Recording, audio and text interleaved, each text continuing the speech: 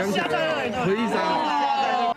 将创治校园的诗词摕来甲关注配对，这款号名叫做英文诗词欢乐。老师找甲文化相关的诗词来提高学生的生活美学感受。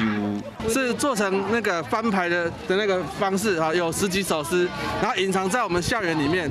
那我们在活动前就已经请学生去校园踏查，然后呢做过研究。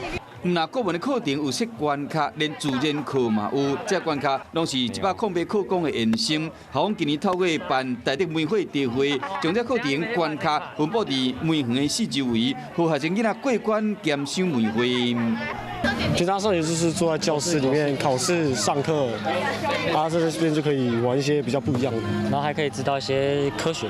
台中市台德国中种35丛的梅树，当年趁寒假前办茶会，这是校方固定的传统。今年因为寒流少年帅的报道和规则校园，变成上个自然的教性。你订阅华视新闻了吗？赶紧按下订阅，开启小铃铛，还要到我们的脸书粉专按赞追踪哦。